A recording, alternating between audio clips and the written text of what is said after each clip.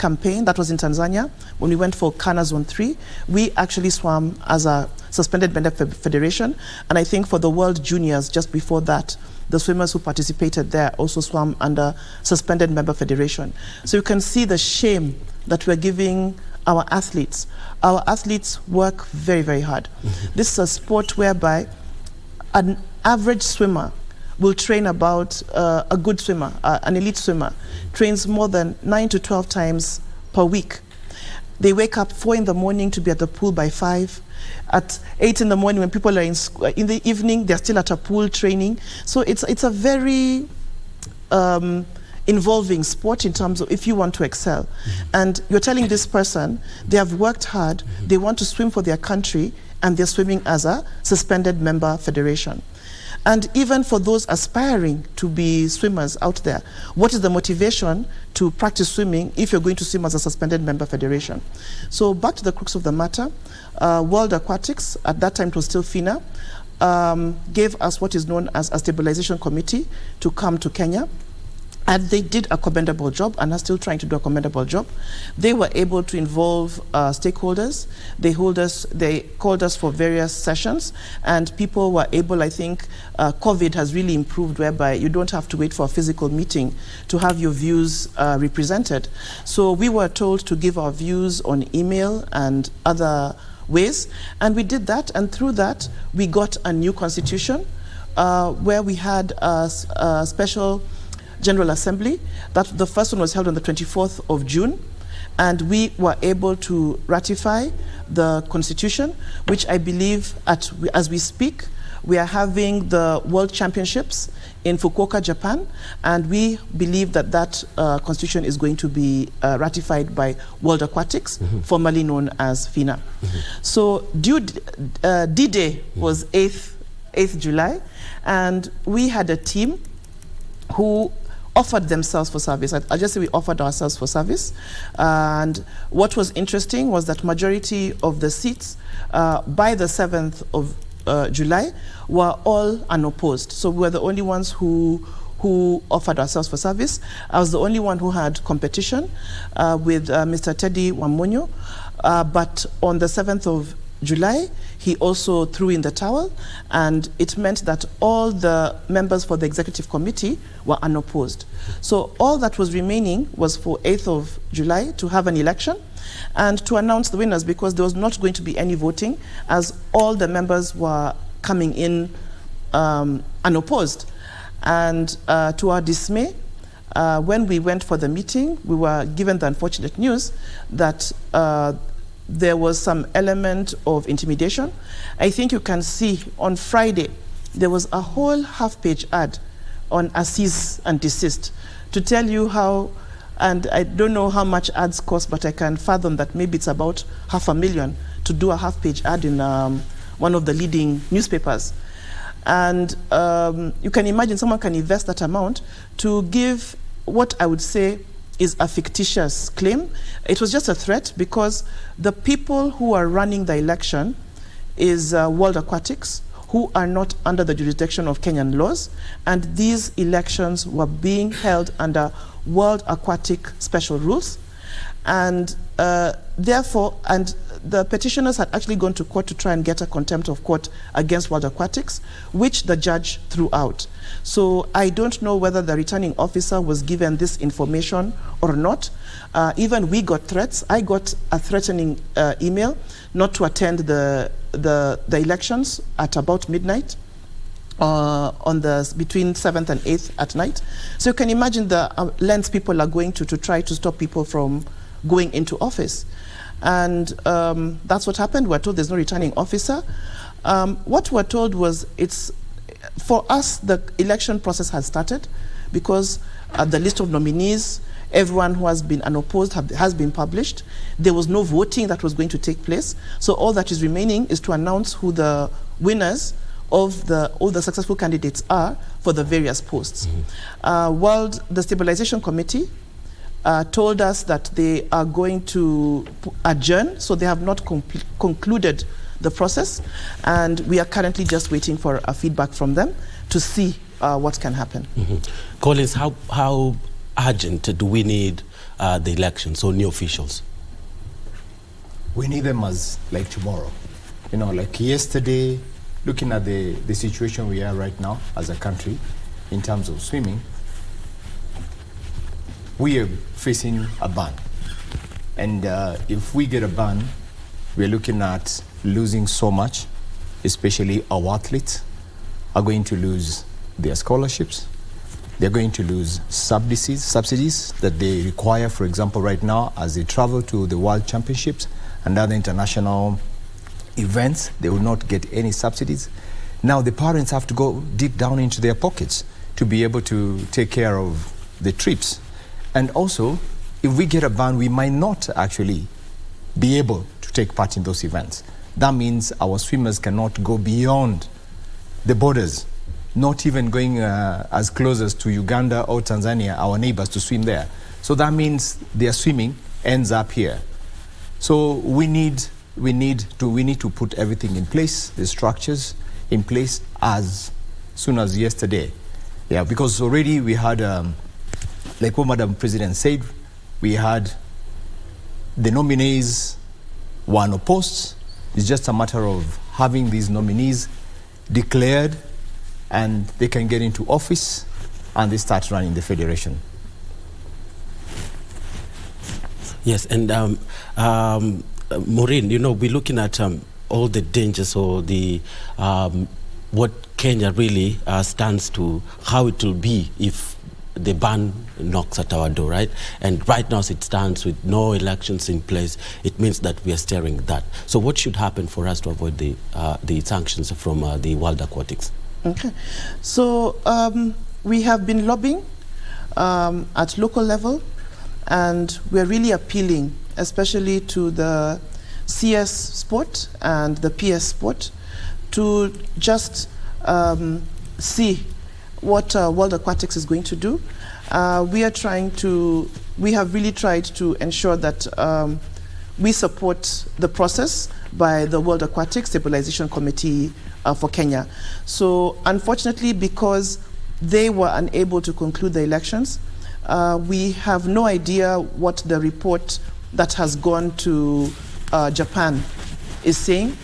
We have tried to get information, but unfortunately to date we don't have any concrete information. All we have been told is that we will get a communication. So whether they're going to consider that the elections did not take place and proceed to give us a ban, or whether they're going to agree with the Stabilization Committee that they have just adjourned the elections and are going to continue the process, we are yet to see. So currently we're in a limbo, but we are trying to lobby, as I've said, at both local levels and international levels. But most importantly, we've had interim management committees more than 6 years in this country, and we don't know what another committee is going to bring. What the real justice, regardless of whatever happens, whether we get a ban or not, would be to have elected officials who could be able to go around running the federation. People who are in substantive office and taking that responsibility, rather than having more people coming in, and there's no solution that has come for more than 6 years. So we don't know what magic is going to happen in this 6 years. And to add to what Collins has said, people just think of the subsidies that come from World Aquatics. What people don't realize is our government is a government that cares for its athletes and really supports athletes. What our government is able to do in terms of support of our athletes is actually much, much more than the subsidies we get from the international federation. And now, if I go that our federation has been banned, what is the likelihood that the PS or CS, through the sports fund, is going to support the various teams and the various activities that we're having within the federation? So that, for me, actually is the biggest loss. And the biggest loss is that, just that motivation. Any swimmer, any athlete, if you ask them, what do you want to do as an athlete? Their aim would be to get on the world stage, to go to events like Olympics.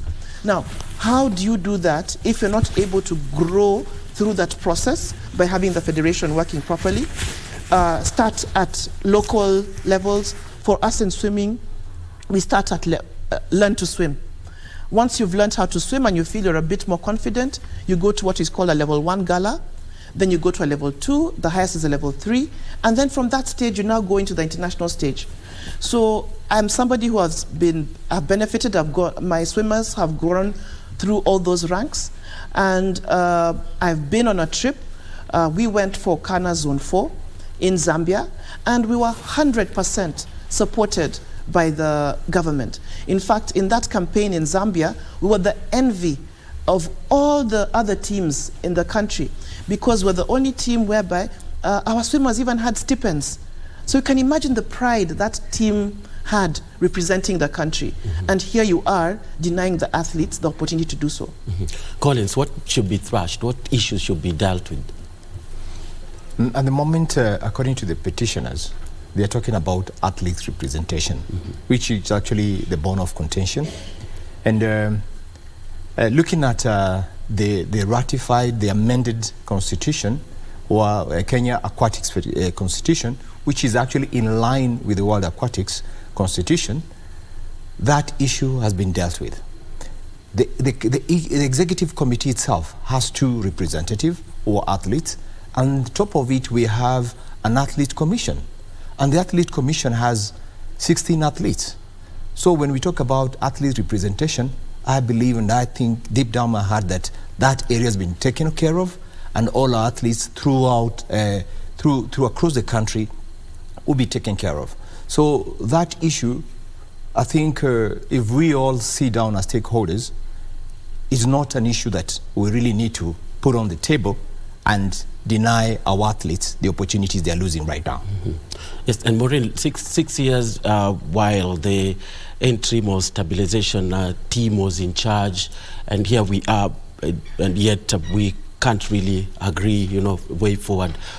What does it mean? What the transition, the stabilization committee means it was supposed to navigate and hand over and make sure that by the time the elections are over, there are people who already are satisfied with what is lying ahead. So it's just understanding what is impeding anybody from coming into office. It just happened that in, I believe, 2021, at the beginning of 2021, March, just as elections were about to take place, one of the petitioners went to court regarding a segment in the Sports Act.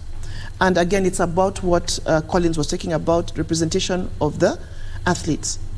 Now, the long and short of that matter is that they want universal suffrage, and they just don't want universal suffrage. They want minors, through what they call their sports representatives, to vote, which I don't think anybody has a problem with. The challenge is, it is the governance of international sports federations, who their method of getting their nominees is always through delegate system. And to give an example, there's no international federation that votes via universal suffrage. And to date, in the country, I am not aware of any local federation, whether be it football, netball, basketball, chess, who has voted via universal suffrage. They have all voted via delegate system in line with their international federation. And that is the method which we believe should be followed, because the delegate system offers what we call equity. Equity means that somebody with a small voice can be heard. And that is why, if we were to have our ban lifted, if Maureen Owiti felt so brave enough that I want to become president of World Aquatics, my vote is the same weight as the vote of, say, America or China at the level of the International Federation. So if we are to bring it back down to the county, it means that the powerhouses at the moment in swimming seem to be Mombasa and Nairobi, but it means that somebody swimming in Kisumu, somebody swimming in Kilifi, their vote will be the same as somebody swimming in Nairobi. So that, I feel, is something that is very good, and we don't have a problem with what they're trying to fight for, but we don't understand why somebody has to get an injunction put on elections the federation to run properly as these issues are being sorted out in court. So the main issue is the petitioners have refused to have the injunction lifted. Yes, you have to go to court, you have to have an agreement for that injunction to be lifted, but no amount of negotiation has been able to get us to that point whereby the injunction is lifted. And you find because of that, people like the sports registrar find it very difficult to assist the federation to get matters in order. The Collins, and why do you think that there is likelihood that some are rooting for delegate system, whereas there is another, there's another section that wants the universal suffrage?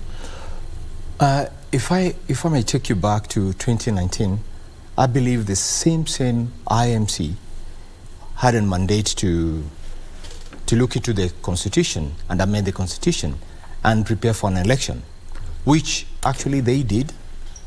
But as soon as everything was ready for the election, they took themselves to court. It is actually very interesting that the same people who were working on the constitution took themselves to a constitutional court to have an interpretation on the voting system, which is the delegate system. And they are the ones who are working on it. So, as Madam President said, the number of stakeholders who are actually rooting for the universal suffrage is actually very, very small. A week ago, we had a forum where we invited all the stakeholders just for a meeting, for us to be able to understand, also give information, because there's been a lot of conflicting information and misinterpretation and misinformation to the stakeholders on what really is ailing swimming. So the purpose of that was to make sure that all the stakeholders have the right information of what is happening. And one of the main point that came up was about the voting system. And unanimously, all the delegates, all the stakeholders agreed the delegate system is the way to go. Because, as Madam President said, there is equity. If you have a club, for example, of 20 swimmers, there's another club of 100 swimmers, if all of them went for an election in the universal suffrage way, that means the club with 10 swimmers will never have a say. Because you go with your 100 swimmers means you carry all the athletes, all the parents, so definitely you always win. So there will never be a day where these small clubs will ever have a say. Looking at, for example, right now, we are seeing counties coming up in a very big way, and they're developing swimming, but some of them are still at that teething phase. But for them to be able to have a say in the national federation, there must be a way for them to be represented, and the only representation is voting the delegates' way. So I believe at the moment where we are, all the stakeholders are rooting for the delegates' way, and that is how these nominations were conducted, and the team that is supposed to go into office was nominated. Yes, and Maureen, how did you envisage the role of counties in your promise or aspirations? Okay, so as somebody who loves swimming, counties are going to play a very, very big role. Reason being, I believe there's a lot of untapped talent out there. And it is only through having swimming at the county level that somebody can see, hey, there are people swimming here, let me try. I'll give a very good example. We had an athlete called Yegon, the javeler, who just learned how to javel watching YouTube. And this guy became an Olympian. World champion, gold medalist, you can imagine. So there's a lot of talent out there that has not been tapped, and it is through having swimming at the county level that we are going to be able to embrace that. And fortunately, if you look at the way the executive board, it's very interesting. We're not aware that other people did not show interest in having. But we have county representation, we have representation across gender, we have representation across age, like I'll look at somebody like our second vice president would definitely very aptly represent the youth. And we have representation across competence. We have from accountants, engineers, doctors, and a very, very important segment known as coaches. Coaches for a long time have been made to feel like they're inferior, yet you cannot have an Olympic quality swimmer without the coach. They are one of the building blocks that we need to have, we need to harness, we need to empower, and we are going to go through this by empowering all coaches, athletes from the county level right up to the national level. Mm-hmm. Yes, and Collins, how does, if your office, if you, the elections, go through and finally get the brain to organize swimming in the country, how do you plan to plow back the time that has been lost, all this time? Wow, that's a very good question, Okumu. And we have come up, we have a plan, we have a manifesto as the dream team. And this is a team that is going to put Kenya back on the map. One of the most important things we need to look at, we are looking at in our manifesto, is empowering the coaches. Like Madam President said, swimming has to develop from the coaches. The coaches are the ones who actually spend most of the time with the swimmers, with the athletes. So if the coaches are developed in terms of empowered through professional development, there are many, many clinics that are organized by the World Aquatics, and those clinics come down to national federations that are represented in World Aquatics. And as a team, our plan is to ensure that all those clinics come to Kenya, because it's been like more than 8 years since the last clinic came to Kenya. 8 years, that's been a long, long time. And our coaches have really worked so hard to ensure that swimming is progressing. But with the support from World Aquatics, we'll be able to have more clinics from different levels, coaches from level 1, 2, 3, even the most advanced coaches. And also there's a technical bit where our coaches, also we have technical officials who actually run the events. Events are usually mainly run by technical officials, but also empowering the technical officials to be able to run the events more effectively. And then we have, one of the other things we've been looking at is to have criterias. Criterias are very important in terms of team selections. So we're putting in place criterias for different events. For example, we have competitions from local competition, which is level 1, Kana Zone 1, Kana Zone 2, and then we have Kana events, and those are world events. So we're looking at ensuring that all the swimmers are actually put into different tier systems where they are able to compete and participate effectively from their level as they go up progressively. And also, we're also looking at ensuring that right now the Ministry of Education has put in the CBC to incorporate swimming, which is a very good thing. We've seen even some YouTube, TikToks, kids swimming on the floor. But we can actualize this. We can actualize this as a federation.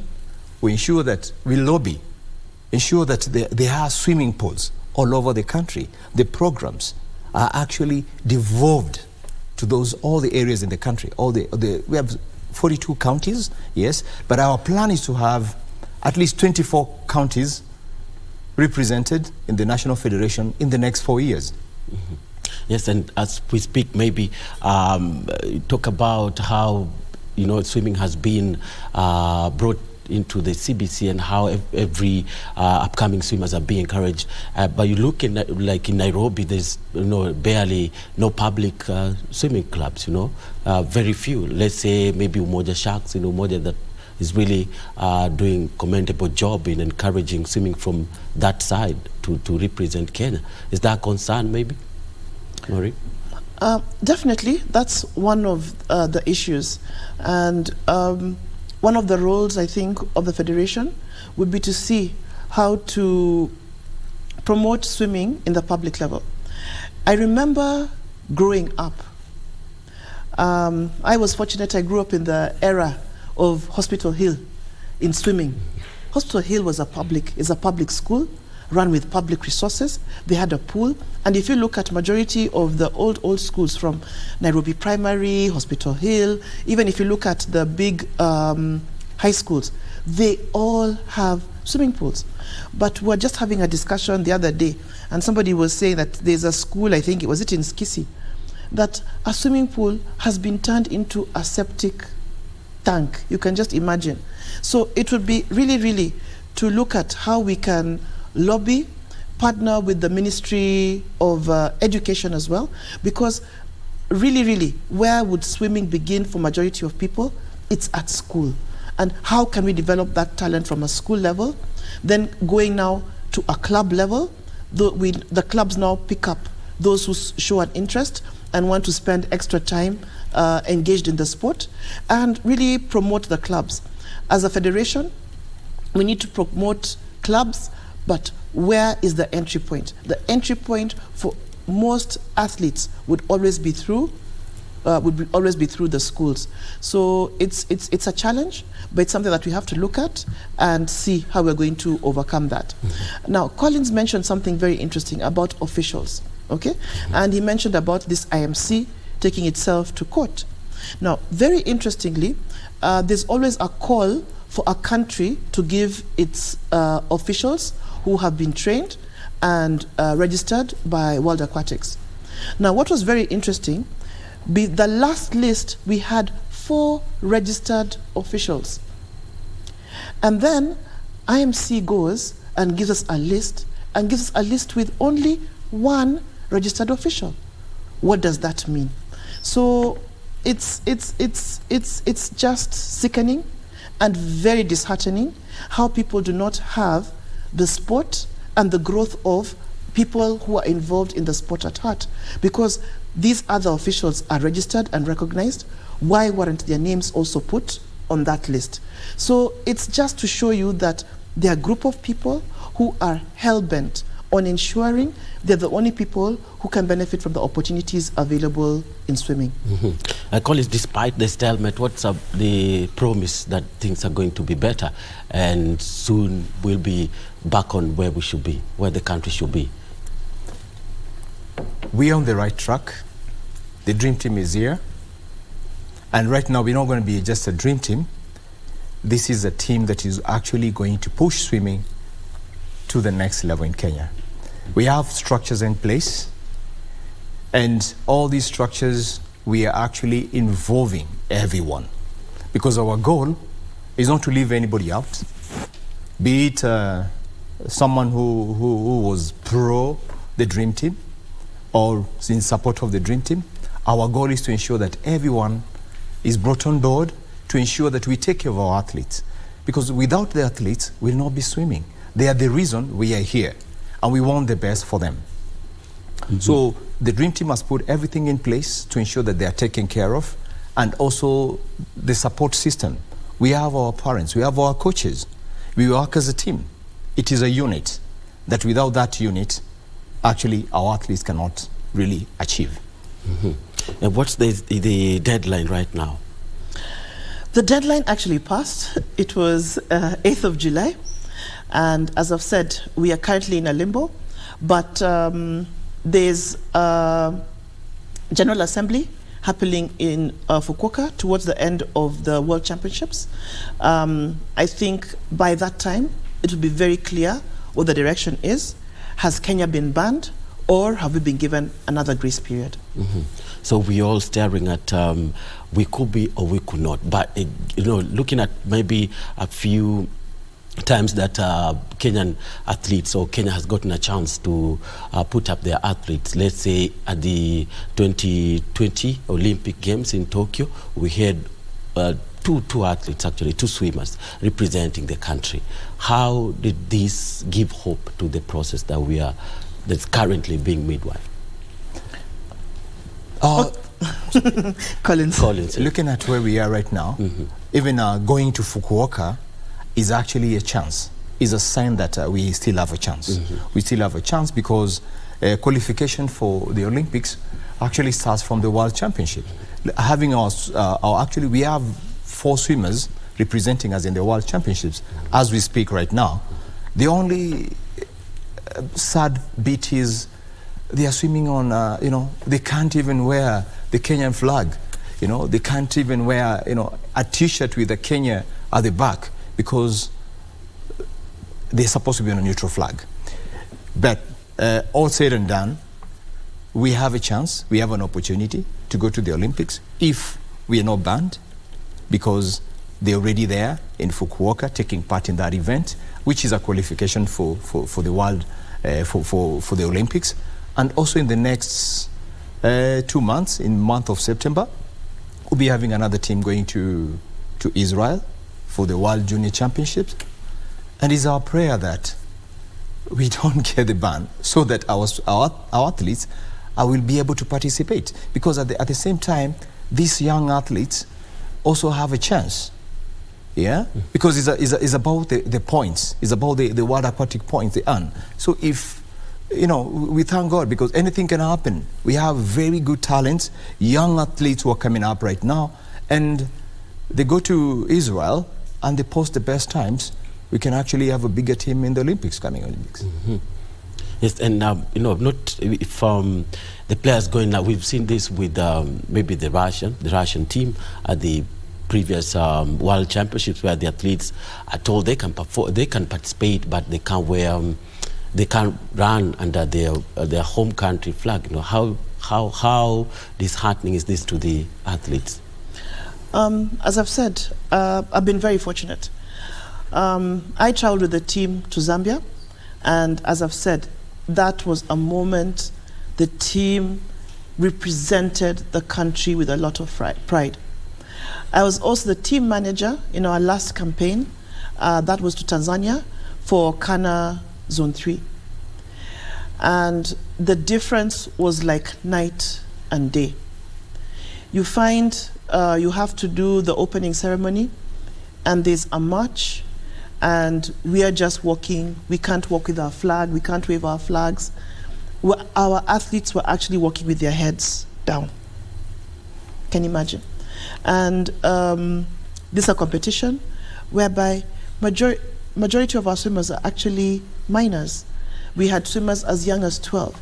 So you can imagine a 12-year-old marching in an opening ceremony with their head bowed down because they are called Suspended Member Federation. Now, in Zambia, at the end of the competition, what normally happens is athletes normally exchange items. So from your jersey to your swimming cap, T-shirts, all of those things. And it's so exciting because they autograph, and it's a very exciting moment for the athletes because they've made new friends, they've made new contacts, and it's so exciting for them. I can remember the athletes wanted to exchange swimming caps, and nobody wanted their swimming cap for the simple reason that it was not branded Kenya. Can you imagine how that person felt? I almost cried when I saw that. But I'd really like to thank our athletes. Despite those challenges, they have continued to train. They're continuing to train. And actually, they're the reason both Collins and I are here. We want to try to make a difference so that they can swim and represent themselves and represent our country with pride. Mm-hmm. And Collins, maybe you could, I'll say, overemphasize the point of the role of coaches in developing talent and their place in your administration, if you manage to come in, right? Actually, Okumu, before answering that question, I would like to add insult to the injury. The swimmers actually won a trophy, and that trophy, we couldn't keep it. Yeah, from the Kana zone. We couldn't keep the trophy. It had to go back. To the organizers? Exactly. We couldn't keep the trophy. So you can see how serious the matter is. Because there's no cabinet, I call it. No, not because there's no cabinet, but we're swimming on a neutral flag. It's like you're not representing anyone, really. It is heartbreaking. coming back to you, to the answer about coaches. Coaches play an integral part in development of athletes. They mentor the athletes. They spend a lot of time in the pool with the athletes. And coaches are like second parents. The work they do it's enormous. Because there's times athletes cannot be able to explain what they're going through, but they will come to you when they are swimming. As a coach, you'll be able to understand, able to know there's something wrong with the swimmer, and you're able to understand how you can help that athlete at that particular time. So development of the coach is very, very important. It's one of our core values. Yes, ensuring that they're all, equipped well. We're also looking at working on mental wellness. Yeah, equipping the coaches with a little bit of psychology, which will actually help them, sports psychology, which help them understand the athlete more. So with more programs, they'll be able to, be able to produce better swimmers. They also be able actually to send back the info, programs that they're able to devolve.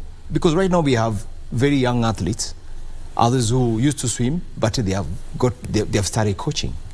It is a way also of earning a living. So these coaches, they can learn from the senior coaches.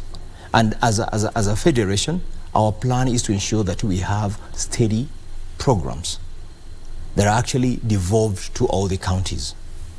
Mm-hmm. And how, Maureen, how important is it for, like you mentioned, working on the mental wellness, involving the experts that are required in that field? How important is that? Okay. I'm very, very happy to note that people are getting cognizant of the importance of sports. And we actually do have in the country a number of different people who have specialized specifically in sports psychology, sports nutrition. So they are coming up, but you must understand all of these cost. Now you mentioned a club like, say, Umoja Sharks, which would be dealing with children who don't come from, affluent families. Now, if you want to see a physiotherapist, okay, and you need to see a physio to prevent injuries, you need to do your strength, conditioning, physio. A session with the physiotherapist, if we're going to go at commercial rates, will be anything between 2,000 to 4,000 shillings. Now, you need at least 1 or 2 sessions on a monthly basis. If you're good, you should actually have them on a weekly basis. You're regularly seeing your physiotherapist. You still have a nutritionist, still paying the same amount of money. You want to see a sports psychologist. I'm sure the consultation is at a similar level. Is this really feasible? So also, definitely a dream, but I think Lupita Nyong'o showed us that dreams are valid, and we are the dream team. One of the things would be, can we lobby the government to have a high performance facility for swimming, and not just swimming, other sports? Because if I look at one of our counterparts in Africa, I think the giant in swimming in Africa is currently South Africa. South Africa have special university like what is called TUCS. TUCS it's a high performance institute, and it does across all sports. So they also have for swimming, so that you also harness, so that you're not just this psychologist will be able to look at the swimmers, the footballers, the runners, and things like that. So it's again, there's power in working with other people. So it would be how we lobby together with other federations to be able to get such a facility in Kenya. And you can find their athletes are excelling because they have athletes. You have somebody, even the food they're eating is measured to how they are physically at that point in time, which competitions they are doing. How do you expect to compete with such a person where unaenda tu na koroga katuuji ama some githeri, you understand? Whatever and you're that's available. Yes, yes, whatever is available. So how do we come together, work together for the improvement of swimming and actually all sport in the country? Collins High Performance Center will be the exact way to deal with that. Yeah, High Performance Center will be the ideal way to go, because within the High Performance Center, if I can take back, I can mention that actually World Aquatics has different high performance centers all over the world, and some of our swimmers who are right now actually at the top, the likes of Emily, have had an opportunity to travel to be in those high performance centers, but would love to have an high performance center in Kenya. It is something that is very viable. Yeah, Yes. It is something that it can be done, and through a high performance center where we can actually also invite those coaches. Yeah, right now most of we have like 2 swimmers right now at the University of South Africa. They took right now from Kenya. Look at the expense; it's enormous. It's so expensive to just send the athlete out there. But if we have the high performance center in Kenya, a lot of our swimmers will have an opportunity to be there and get all these services. Yeah, you can get all these services here. So we're looking at, as a dream team, with time, everything is possible, and our dreams are valid to have an high performance center here in the country where we'll be able to take care of most of the athletes, and we'll be able to take care of the financial burden that most of our parents have to take, in order to take their swimmers out of the country for training. What should be guaranteed now, Maureen? What should be guaranteed about the process, about the possibility of Kenya now being off that categorization at the end of the meeting that you said will be happening after the conclusion of the World Championship, right? Now, what should be guaranteed from you now, the people who want to run the affairs of swimming in the country? Okay, so for us, as he mentioned, we had our manifesto, and a lot of the challenges was around transparency and accountability in processes. So you find something as simple as a calendar, okay? In a good working federation, the national calendar is something that should not be a secret weapon. Yet, you find that the national calendar will come way, way, way deep. You'll get a calendar in December, yet, or even March, yet the season started in September.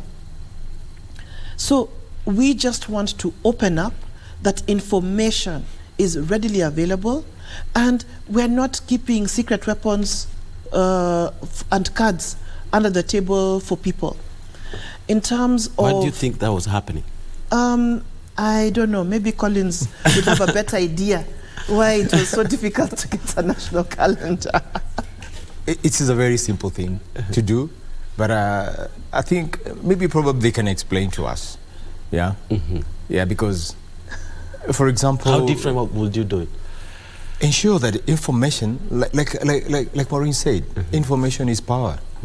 And the people who believe when they have information, they are able to control. They have control other people. Yeah. They have power. They can control other people. And I don't think that is the right way to run a federation.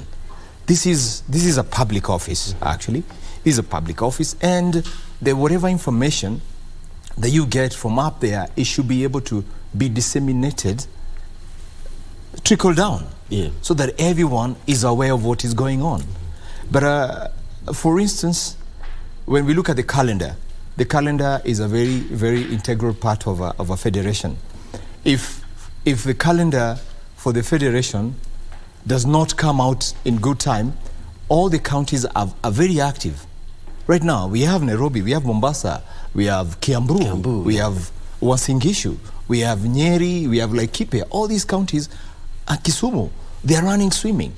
So they cannot wait for the National Federation to come up with their calendar 6 months after the season for them to be able to make their calendar.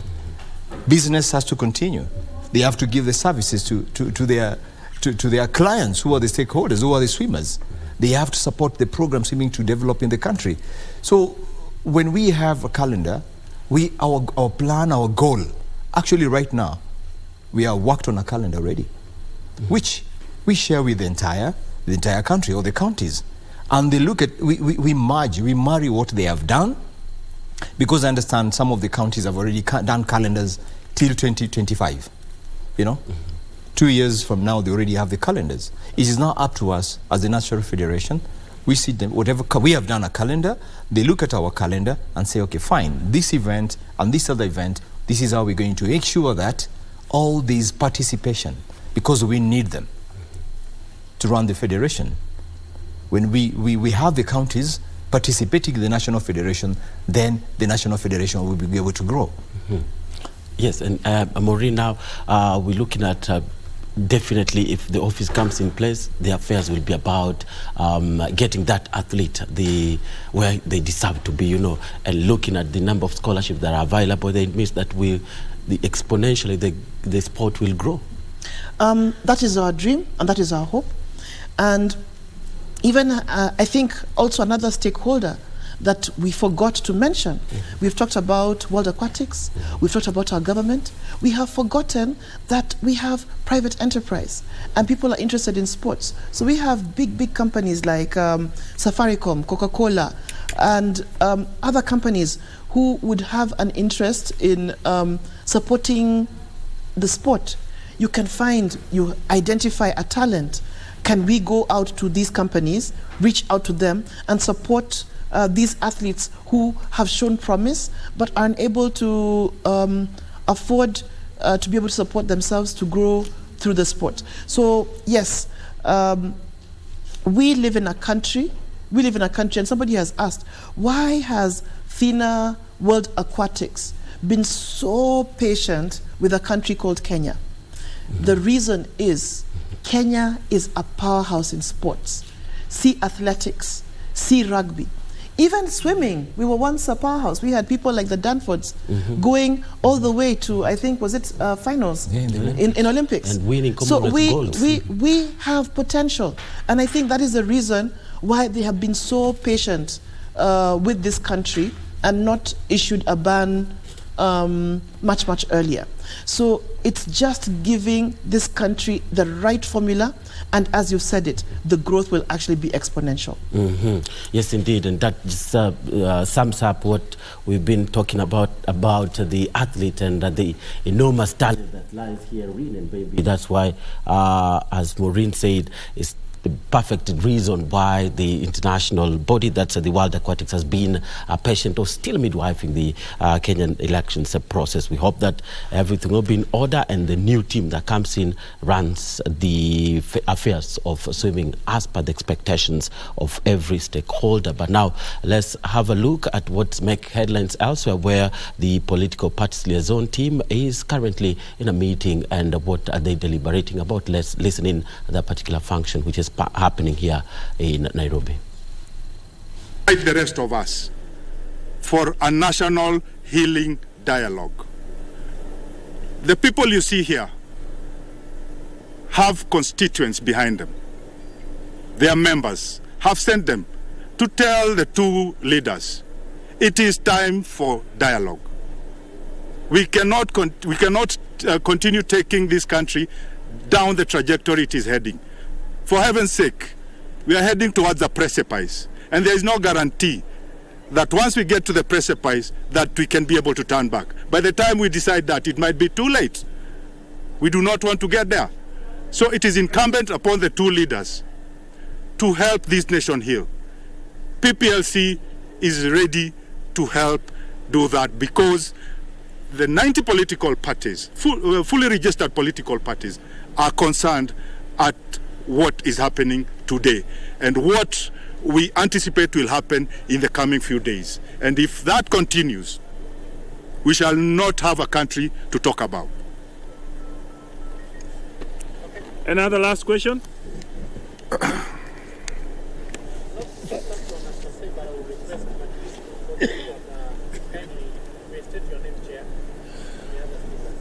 I didn't state my name. My name is Evans Misati. I'm the national chairman for PPLC, Political Parties Liaison Committee. Jina langu ni Julius Wambua, mimi ndio mwenyekiti wa Party of Independent Candidates of Kenya, PIC, na pia ni Yes, and that's the Political Liaison Committee calling for dialogue regarding the current state politically in the country. Of course, we're talking about swimming. I'll be back to wrap up the matters of swimming after this short break.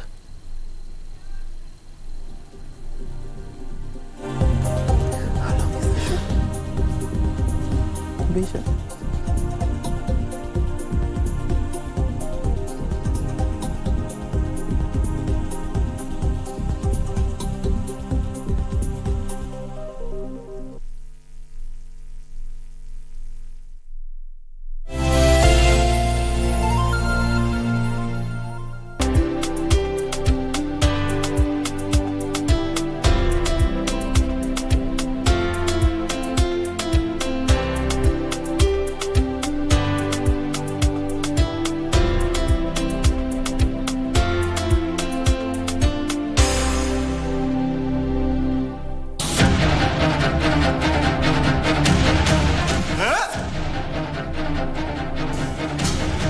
제보요. 뭐가 잘 안 풀려, 강 사장? 죄도 안 풀려. 아니, 꼬여가기만 하네. 야! 좀 똑바로 안 해! 아니, 어떤 놈이 안고 길막을 하군요? 이게 범벅해요!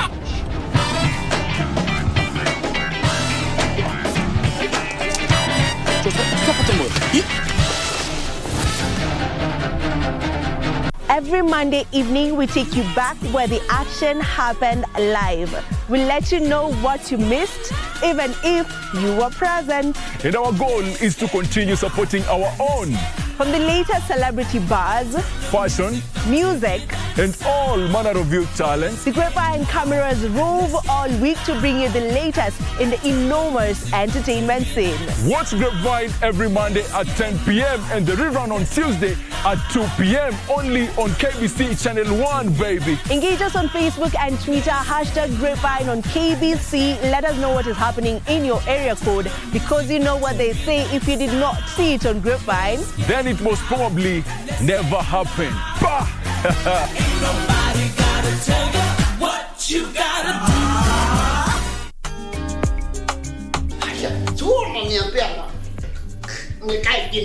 Nimekwambia ukae kwa kiti. Sasa ndio umesema nikae kwa kiti. Ulikuwa umesema kaa. Mimi hata usinipongeze. I don't want anything. I'm doing it free of charge. Unaniachilia tu hivi, mnaniambia nipeane story saa inchi vile inakaa. Inchi vile inakaa, simwangalie kwa TV mtaona vile inakaa. Leo umeshinda mbio moja, sasa umekuwa championi. Na Beni umekasirika mama. Wacha tuendelee na sherehe hiyo, maneno yako ya zawadi ndakutayarishia. Teresa nini na kunipea kasota kama mimi ni mtoto wa shule? Mimi ni mtoto wa shule, mimi nimetoka shule, unanipea 2,000 ama unipei?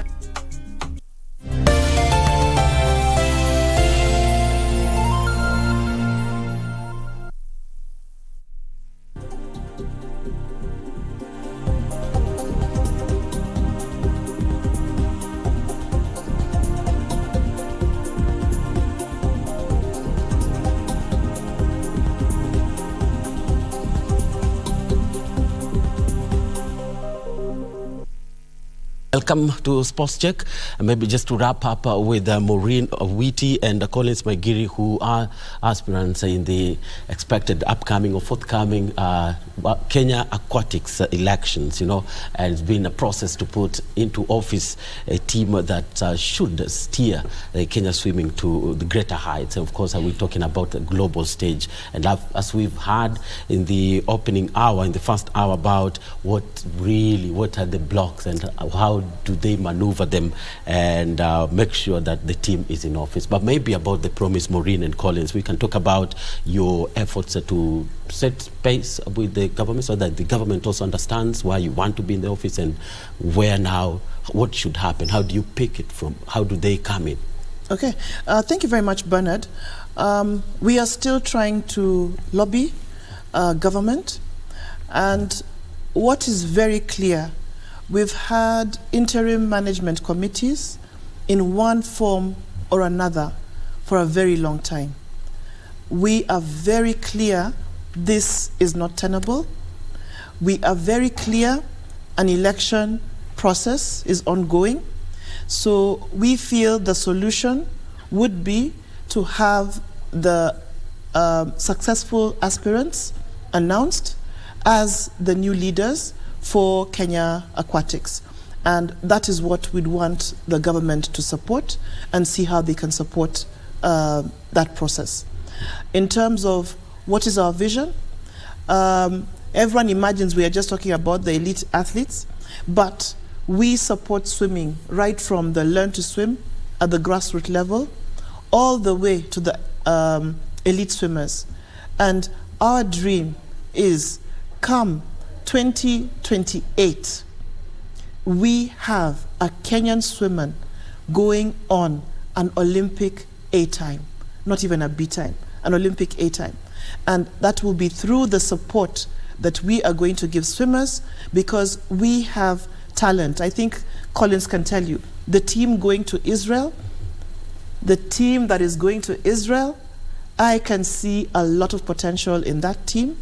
I see no reason, given the right support, the right structures, why those swimmers will not be able to achieve an Olympic A time. And even if I'm to leave the swimmers who are going to Israel, within the ranks of the people we see swimming in our level 3 galas, I don't see why, given the right support, we are not going to get a Kenyan swimming with an Olympic A time. Mm-hmm. Collins, what's the future now? How would you paint it? The future is very bright with the Dream Team. We have put in place the manifesto. And with our manifesto, the athlete is well taken care of, because he's the integral part of swimming in the country, everywhere. We are out here, we are here for them. They are the reason we are here. And we are putting in place structures to ensure that there is progressive development of the athletes from that low level, kule mashinani, as Daktari said, from mashinani all the way to the top. Yeah. Looking at right now where we are, we have had a situation where swimming has been just like more of an inclusive club. Yeah. Mm-hmm. We have not been able to get more swimmers moving up the ladder to be able to represent our country at the top. So it is our responsibility as a Dream Team to ensure that there are more swimmers coming up, because they are there. Looking at the team that is going to Israel, there's a lot of potential. There's a lot of potential. Looking at the team that even the swimmers who are actually from the last, we had a national time trial. It was one of the best time trial we've ever had in this country. And we will see the talent there. So it's our responsibility to ensure that this talent is not wasted. Because right now, due to uncertainty, even some of the athletes, I think they have opted just to sit back. Yeah, some of them are saying, "Oh, I have rather go to another sport." But we don't want to lose these athletes. Mm-hmm. Even the coaches themselves, right now, mm-hmm. they are losing their livelihood, mm-hmm. because if the parents don't want to take the swimmers for swimming because they are uncertain, they don't know what's going to happen next. So even the number of coaches now, their jobs are at stake. So right now, we need to work together. Mm-hmm. As Daktari said, through the ministry, we need to ensure that we have some consultative meetings to ensure that everything is put in place. But importantly, the team that was nominated, the team that went in unopposed, because the swimmers, the stakeholders spoke, and it was through that nomination, but that team was unopposed. That was their view, that this is what we need. This is the team we need to lead us to the next level. And that's Collins, Maikiri and Morino Witi, who are the contestants in the expected national aquatics elections, and we wish them all the best. And of course, let's take a look at one of the players that are regarded as the greatest to ever emerge in the world of football. That's the late Diego Armando Maradona, who passed in 2020. Looking at his career highlights as we prepare prepare to get you into the second session of our interviews. I'll be talking about the roll ball team that's already in the studio.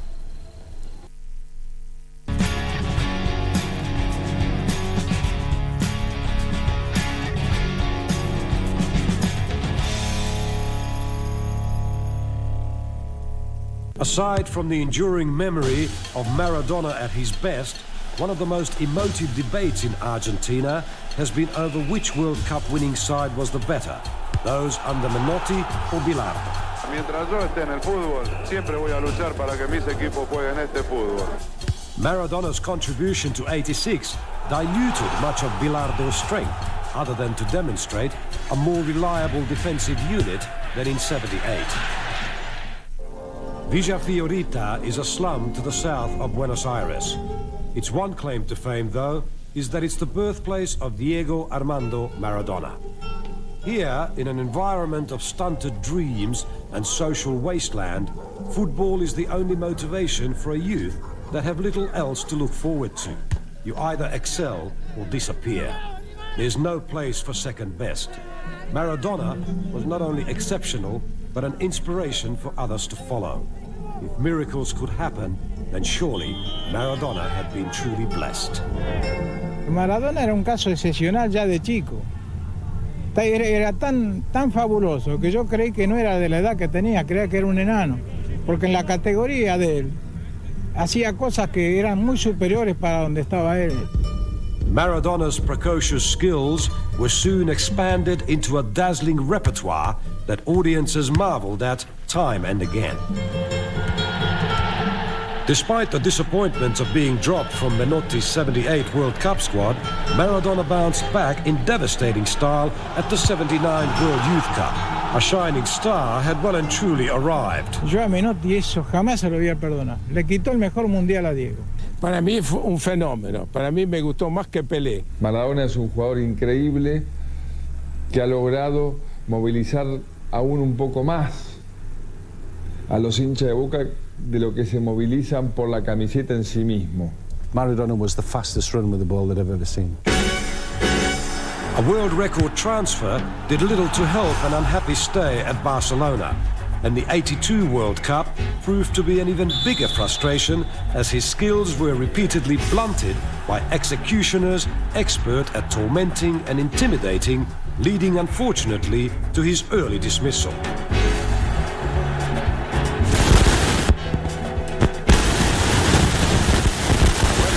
His much publicized move to Napoli was to be a partnership made in heaven and hell, as both club and player had much to prove and sought recognition in the toughest league in the world.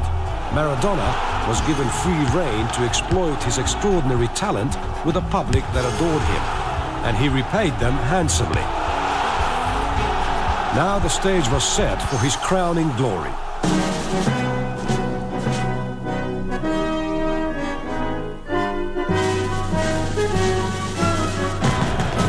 Mexico was without doubt Maradona's tournament in every way.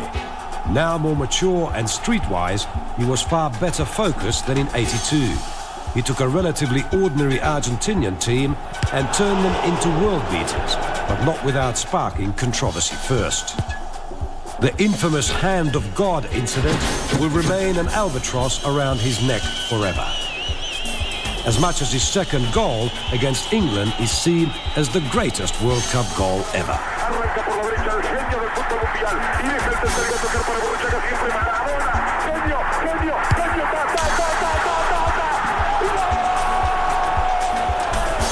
That sublime action elevated Maradona truly into superstar status, and to many overshadowed a draft final that predictably saw a Maradona-inspired Argentina run out winners against a defensive and unimaginative West Germany by 3-1.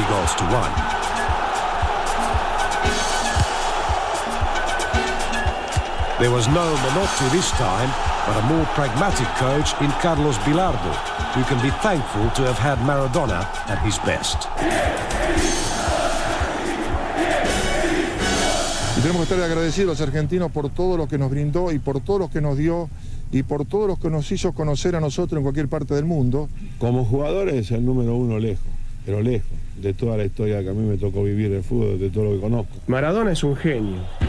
Whilst the genius excelled, he also reveled in the notoriety, refusing to draw a line between right and wrong. A hero to many, privately Maradona was already self-destructing, with a rabid media keen to crucify him. Drugs and creeping self-doubt began to erode the talent he firmly believed to be a God-given gift. Returning to his beloved Boca, Maradona's dreams were fleetingly rekindled, only to be disillusioned by increasing signs that he was really human after all, much to his family's sorrow and his own despair. But he still managed to defy the odds, only for USA 94 to add yet another embarrassing nail in his coffin. The drug scandal continued to erupt, implicating his agent Guillermo Coppola before he reluctantly acknowledged his drug dependence and need for serious help. The spectre of Maradona still prevails, though, through his own personal legacy back in Naples, and the lingering memory of his consummate individual skills. Whether 20 years' reliance on one player can be removed easily is debatable, but Argentina's rich football heritage will ensure it remains a major force at world level for many years to come.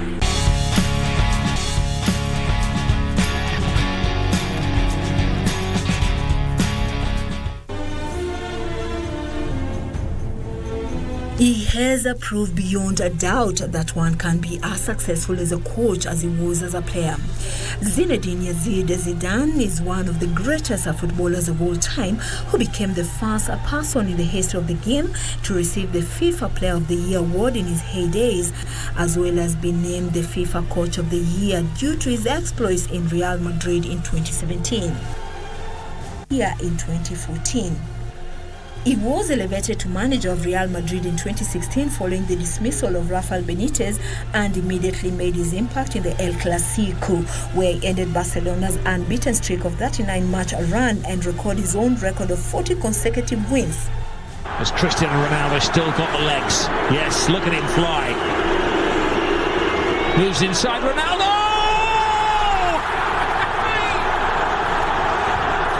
Cristiano Ronaldo! He's in good shape. This made him the third most successful Real Madrid manager with 7 titles, and the quickest one to earn such a feat, and the only one in Real to win 4 trophies in one season, to be named the 2017 FIFA Men's Coach of the Year.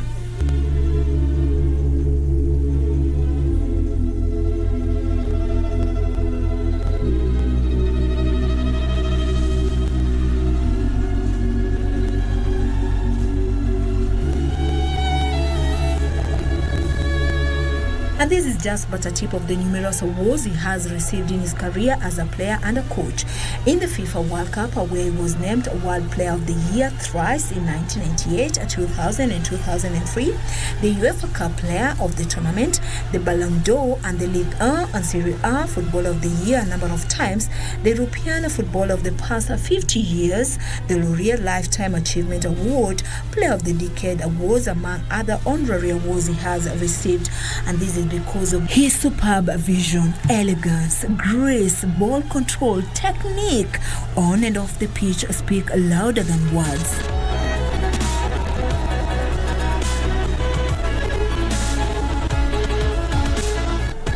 Zinedine Zidane was simply magnificent, exceptional, a legend, and his family, led by his wife Veronique, sons Enzo, Luca, Theo and Alcaz, who are also footballers, are proud of following in his footsteps. Salut, Zizou, salut.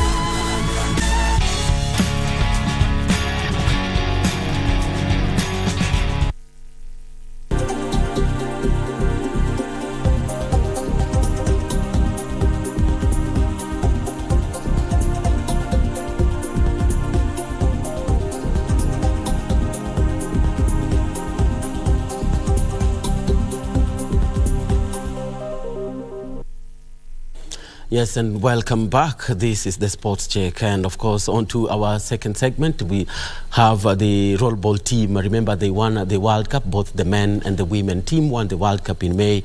And that was in India. The men winning it for the first time, while the ladies were bringing the title back home for the third time, I beg your pardon. And on set, I have Tenya Moses, who is the men's captain, right, as well as Angela Kithinji and coach Jared Tobias. Remember, Angela and Tenya Moses were in the national team that did win the titles in India. They also crowned the most expensive players, not expensive players, but the most valuable players at that tournament. The outstanding performances, of course, brought them those particular titles. And Jared Tobias is now an international instructor with the Rollball International Federation, but also began here with the local the people who really did see the game growing from the roots up to where it is right now, winning World Cup international titles. Karibuni sana, right? And coach, to kianza labda, we can see just how the game has really continued to grow in the country. 6 years ago, 5 years ago, when we were covering Shine Spotlight on the sport, when it was just coming up, it was nobody knew that we will be the world champions, but definitely everybody dreams. Yeah, thank you, Bernard, because also I can give you a thumb up because you are the first person, all the first people to come and highlight the rollball when we were starting it up back in 2011.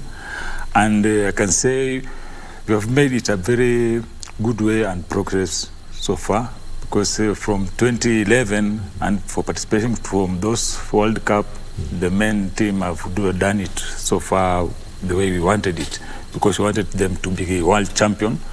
And for the ladies, as you said it, they have captured it for the third time. Yeah. And Atenya, yes, how has it been? You belong to the pioneer team. You're the people who really picked it up when nobody knew what it was. People are rolling on skates and using a basketball court, and scoring goals. But now here you are. How would you talk about the sport, how it's really grown in your eyes? First of all, just as coach has said, we really thank you, Bernard, and the KBC crew. You've seen us throughout the journey. Right now, I've played it 10 years. And since the beginning, as you have watched us grow, and we thank God for this far. It had its challenges, from equipments whereby people didn't recognize the sport. Even if you could find and explain about the sport, at that moment people did not know much about rollball. But throughout the challenges that you've had as a team, and we really had this thing of bringing the cup back home as a men's team. And you can see guys have been training ever since, despite no allowances, no fundings. As individuals, as per se, people took the sport and owned it.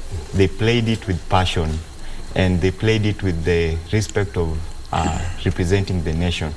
So players have done their part, coaches have done their part, the federation has done their part, and the media too, you guys have done your part in exposing the game. So with the exposure, people see the game, and when you bring it out, at least people have the rough idea of what the game is. And throughout the journey, despite the challenges that you've had of maybe exposure and fundings, we've done our best as players.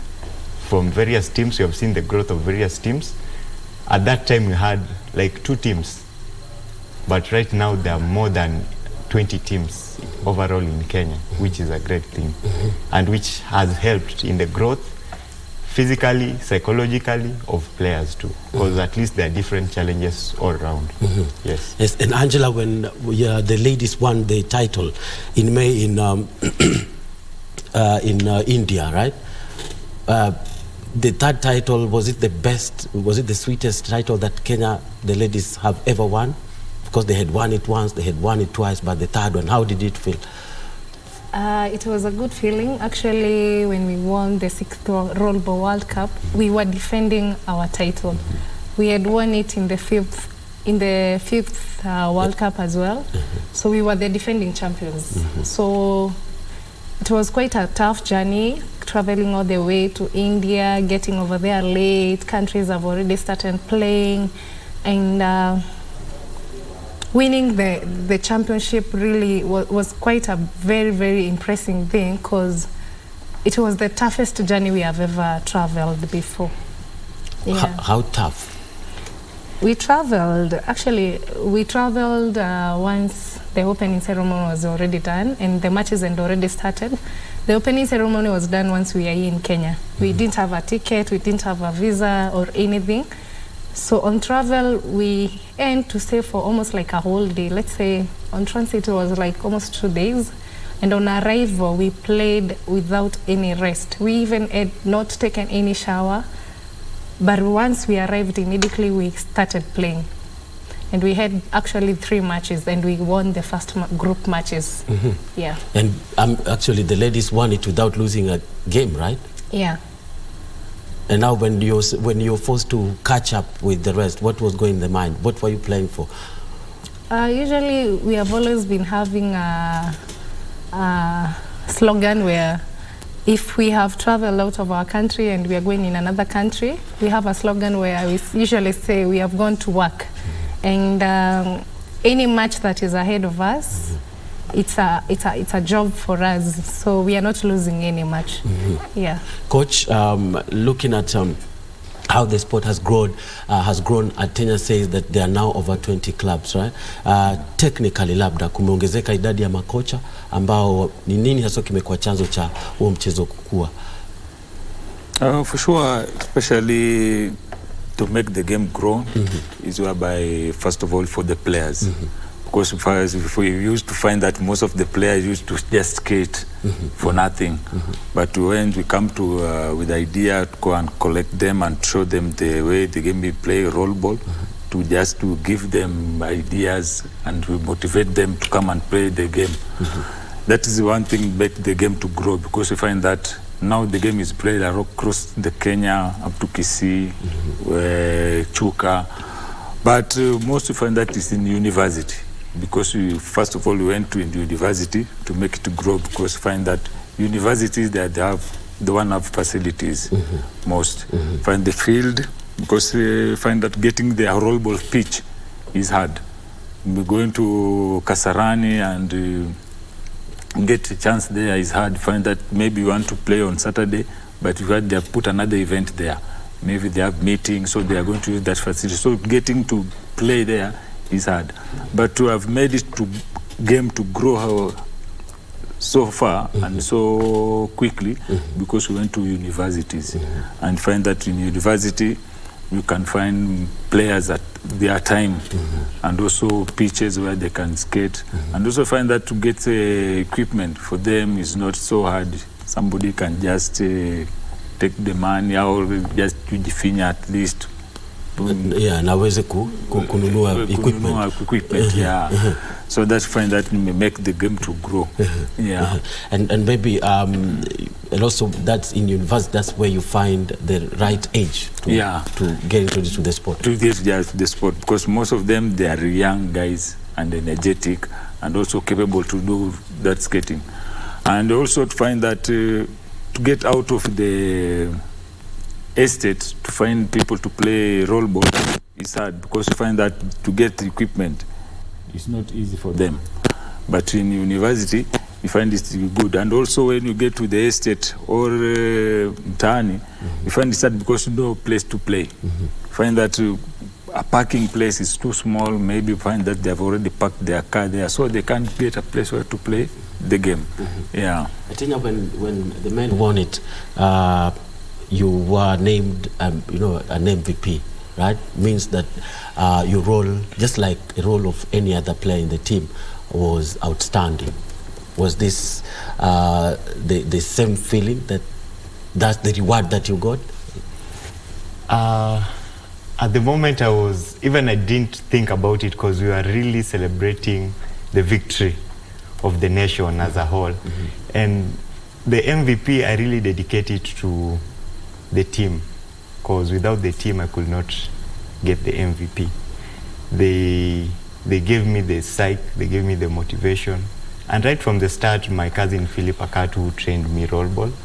And the club, right from the club, because from the club, there are roles that they gave me from GOA Rollball Club.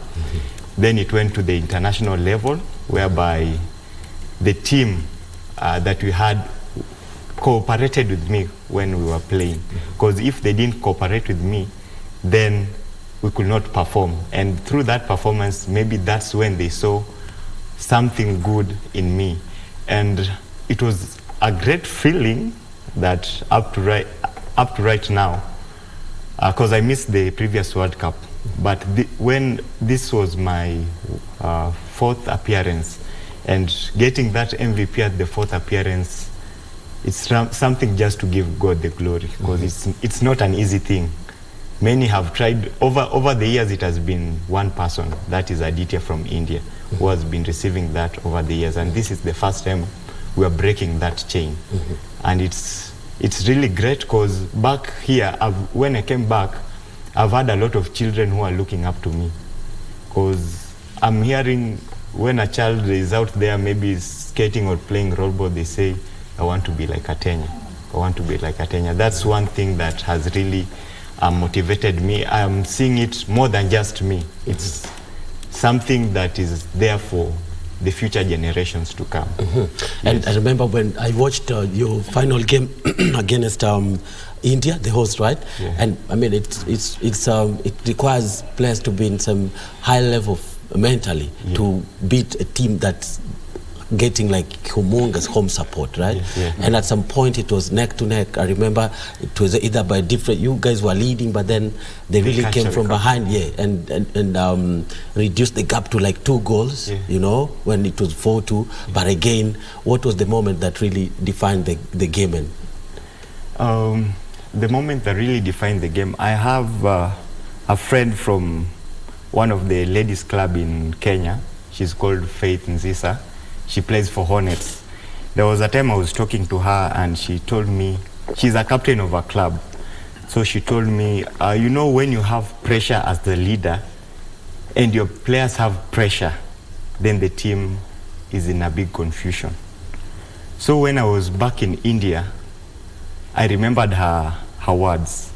And I said, if there is tension in my teammates and I too as a leader, I have that tension and express it to them, then it will bring chaos. So at the finals, that was the most calm time for me.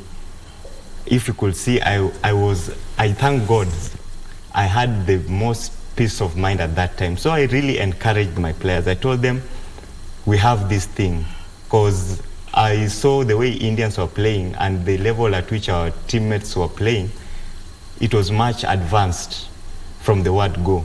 So I told them we came for this trophy and we're going to win it.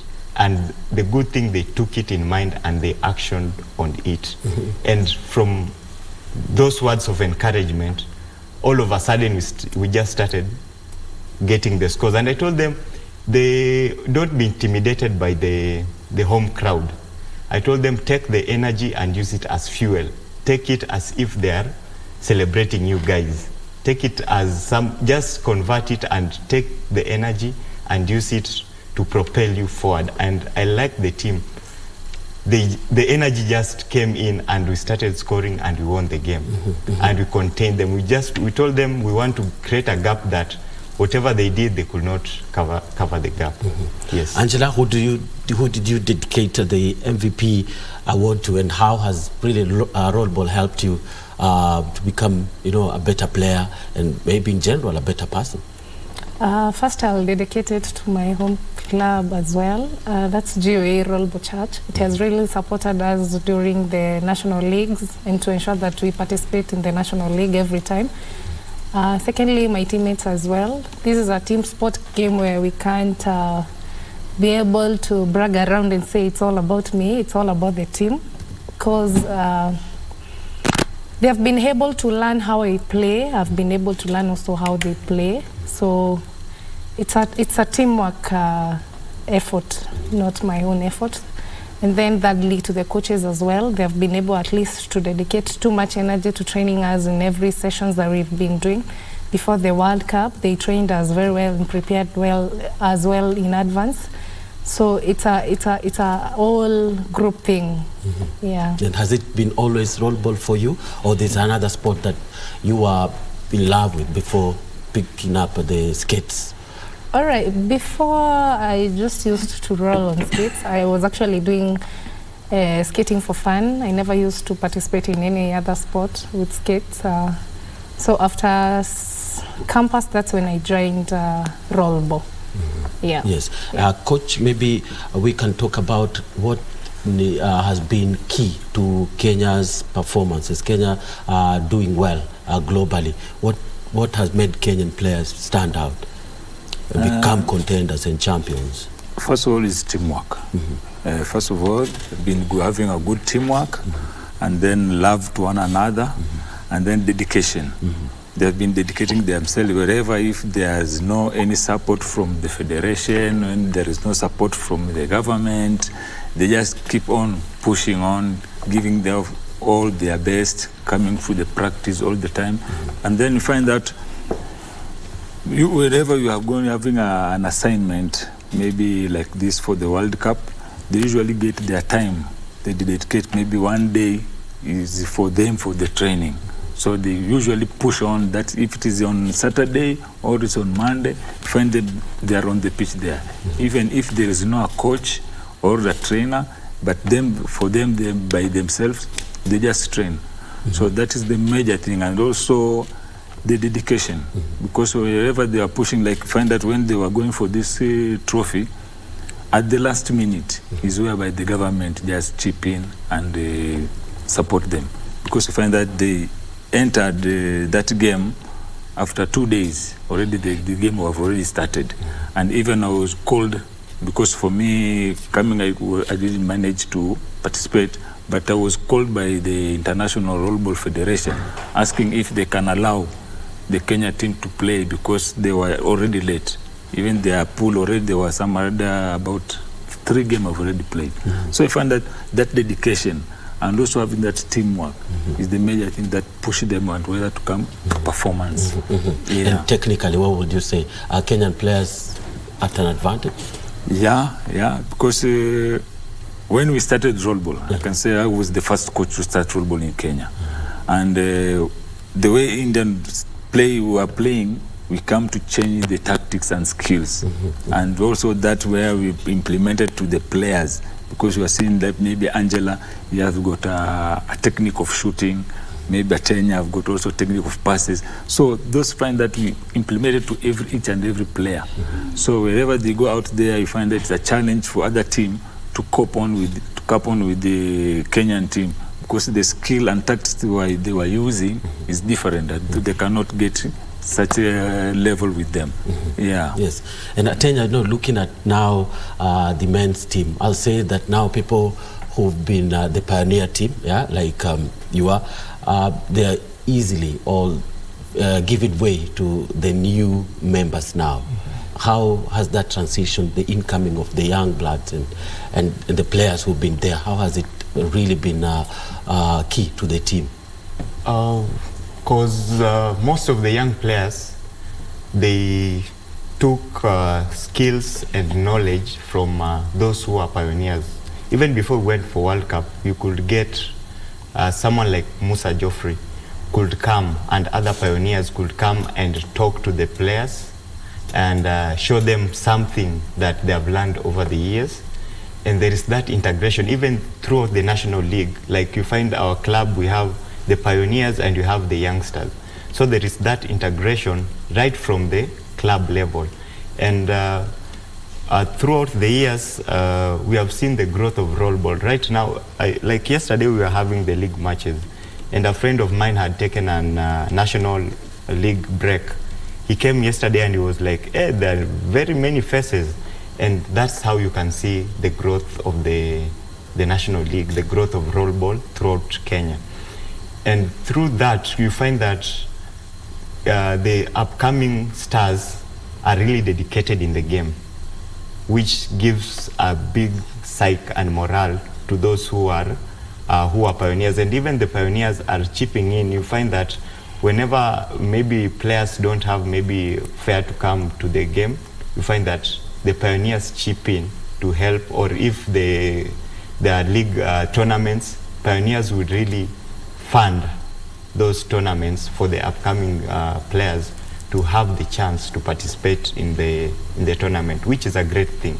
And I love that about the pioneers of the game. They are really supporting, not that some of them have stopped playing, but even though they've stopped playing, but they are seeing the growth of the sport coming through. Yeah. Angela, has it been the same case for the ladies' side? Yeah, actually, the youngsters, most of the time, you find they are well mentored by the pioneers as well, because times responsibilities do come and you doesn't have enough time to attend the matches or maybe continue playing the league. So we also like the team, at least we have a coming up generation where once maybe the pioneers retire and you're not able to play, there is that continuity of a good team. Yeah.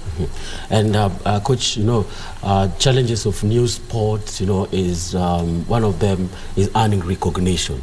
Even when we talk about the team struggling to get visas or the air tickets from the government to go for international assignments, maybe it's all about, do you have a name out there?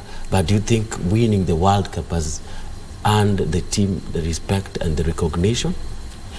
No, because a team like this one, which have won 2 trophies of the World Cup, need to be given a big recognition. Like I can say, you find that there was a team which came out from, beach games in Morocco. Yes.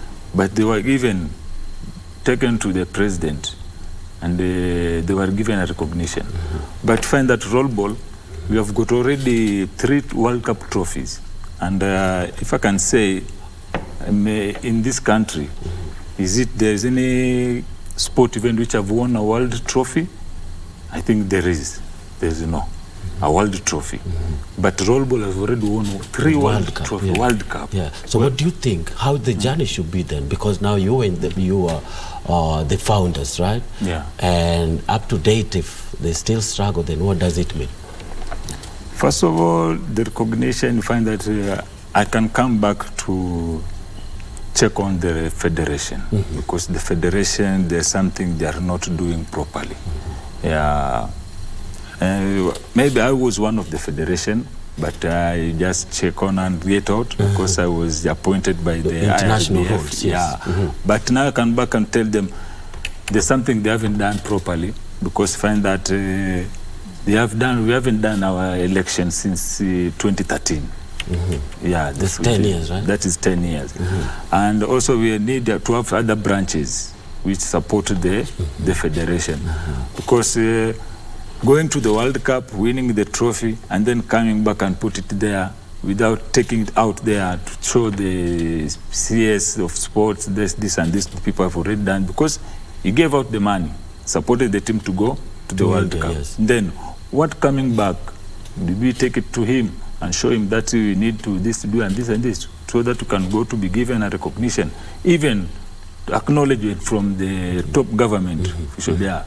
So, because we have gone a very long way, but we need to do something. There's much that should be done. Because I can tell you, like you see in the world, our league, our national league, is the second strongest league in the world. Because the first strong league is from India, and then ours, with the around 20 teams playing, and you find that the competition, you can't say that this team is the one going to win this trophy this time. No. Until the end, we find that the one who was leading the trophy, leading the league, he has been topped out by the team which was 3rd place or 4th place. Then, so I can see the federation need to check on for the corporates, associates, so to chip in and then to push on, because most of the rollball players, they're graduates, like the rugby, whereby you can't, that we need to take it to another level. Yeah, it's played in universities. Yeah. So I can pinpoint the federation first. We need to go back to the table and see where, since we started this game, what can we do? Because we cannot leave it to one person to run the federation or two people to run the federation. Federation need a bulk of people. From the members, and then we have associate where we can have maybe Safaricom to come in, maybe KBC also can be there to help us to highlight media partners. Media partners, yes.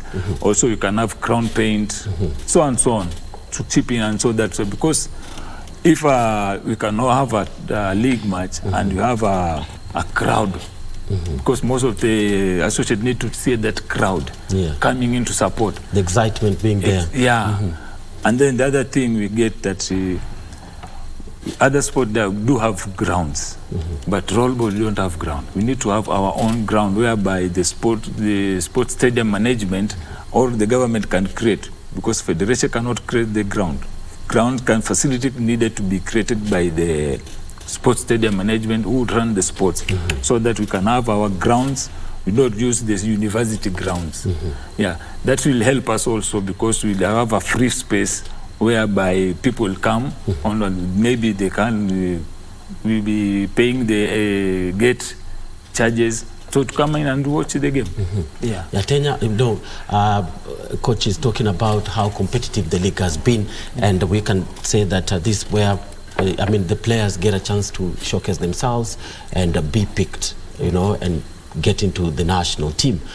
Looking at maybe when the sport began, it was all about Goa, but I understand that's not the case.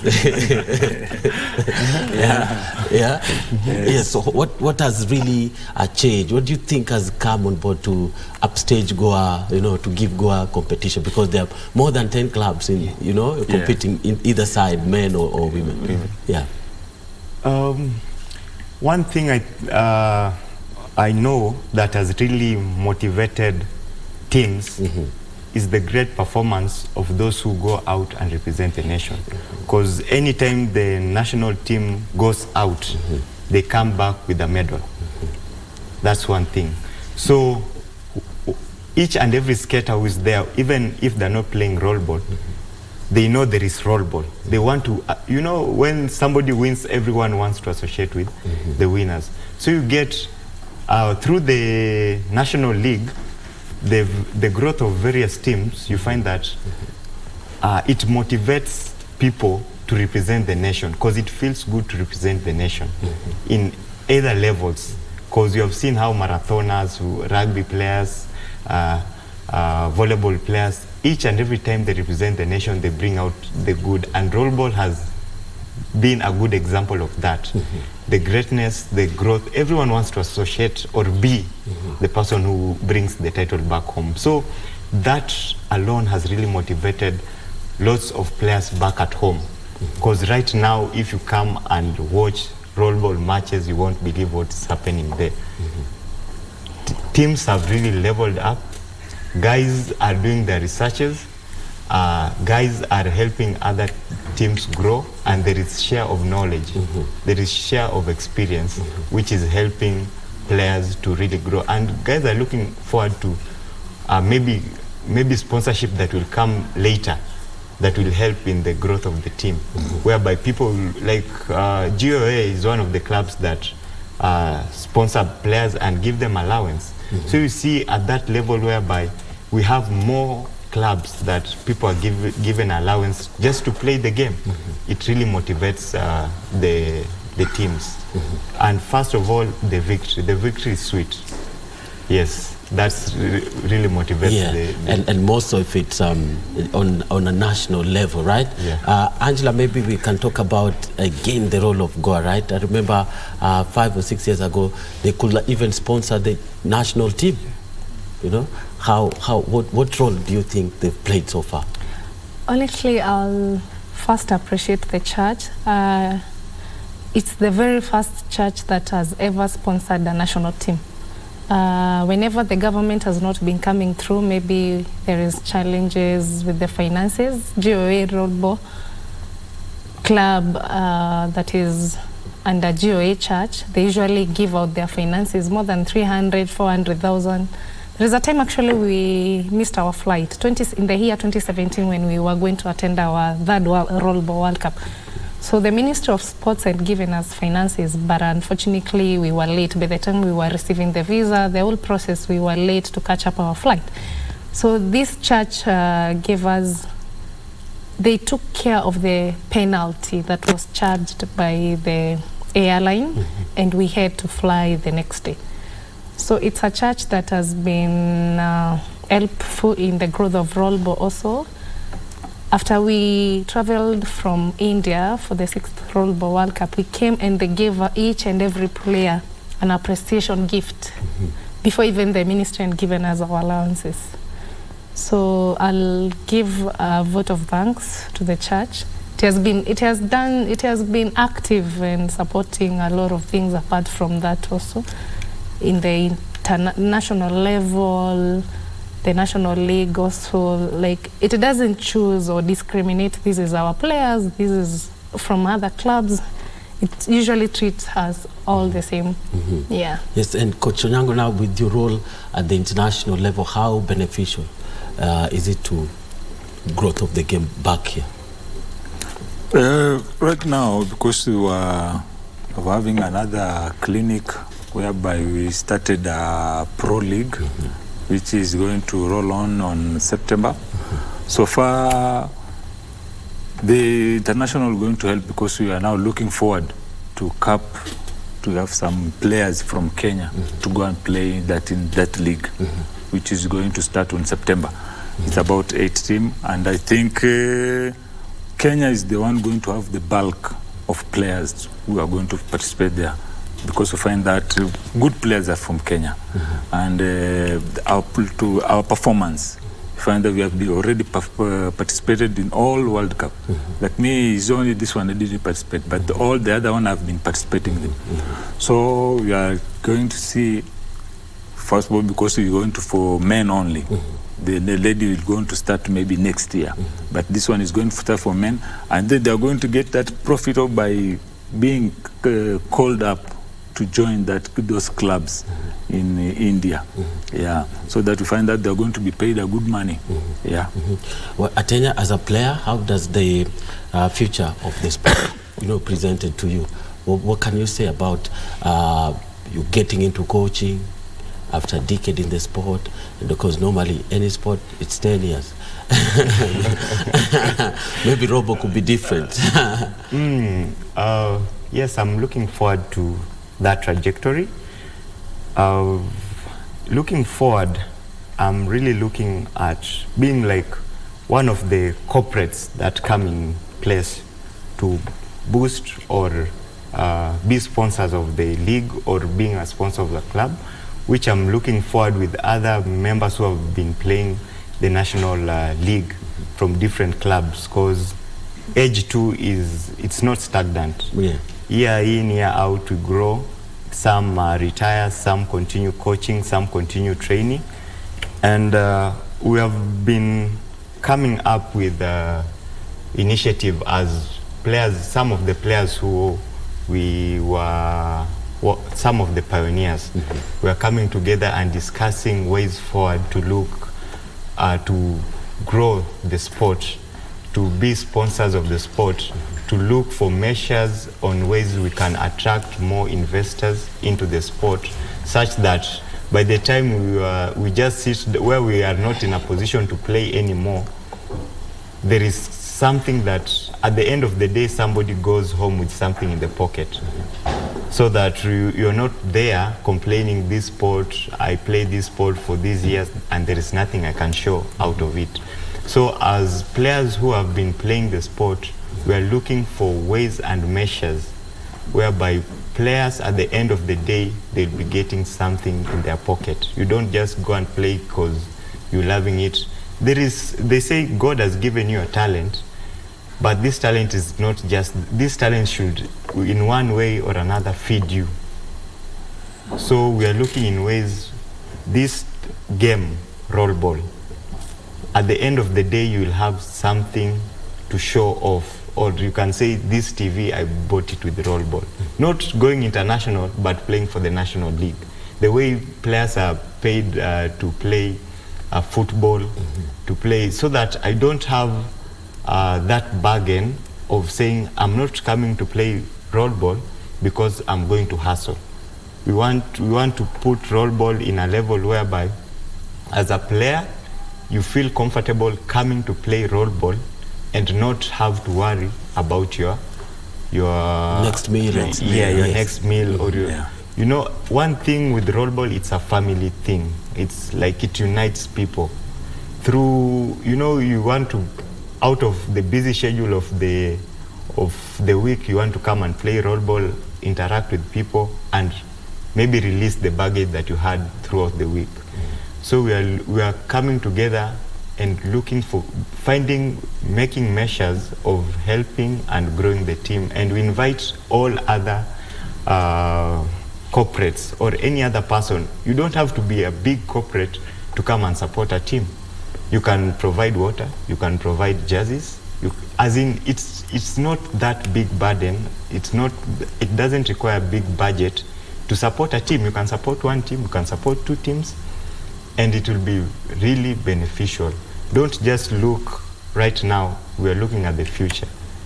So as players, even we are training those who are playing right now that we need, despite you just playing, look at the another level. I like the way players are doing right now. You find that those who have the experience of playing World Cup, they will coach the upcoming teams. They will go watch their game, tell them, do this, and that means growth. So we are looking as players to expand the game to be more than just a game, to be somewhere one can look up to and really enjoying the game. And one thing I like about the players who we have spread out players, you find that with the new CBC, we have skating in schools. So we have some of the players training young kids roll ball within those institutions. So that really gives us the hope for a future whereby many years after this, when I'll be sitting down and relaxing and watching Kenya team going to represent, I won't have that anxiety that the cup won't be retained in Kenya. So I big up those guys who are spreading roll ball throughout the schools. Yes, and Angela, as we finally end this particular interview, what will be your view of what the sport holds for you and generally for the nation, for the country? So in future, we are hoping the sport will grow in a way that at least we'll have many teams coming from different parts of the country. There's some counties that rollball has not yet grown in. We doesn't have teams, you know. In schools also, we'll like, at least in future, we have rollball registered in our curriculum activities in primary level and secondary as well. This will help us, people, to get to know the sport, not like in 2 years' time, like now, at times, people do ask what's rollball. Everyone, when you try to explain to someone what's rollball, they doesn't have a picture. But maybe in 2 years' time, we're hoping that it's a sport where at least everyone, if you have to hear of rollball, you have an idea of what exactly it is. Coach, 2 seconds. What does future holds for the sport? And now, after the World Cup glory, where do we move to? Is there still pressure? Yes. There's no still pressure because so far as my colleagues here as Kenya, we are looking on for the youth. We have started already for the youngster to grow the game so that we are going to have a future, good future. And we are looking forward that wherever you're going to enter into Olympic, we are going to be sure that wherever you go to Olympic, you are going to have the medal. Yes, indeed. That's from Jared Tobias, the rollball coach, as well as Atenya Moses and Angela Kithinji, who are the players and been with me on Sports Checker today. Thank you so much for watching. I'm Bernard Okumu, wishing you a good viewing of the remaining programs on Channel 1.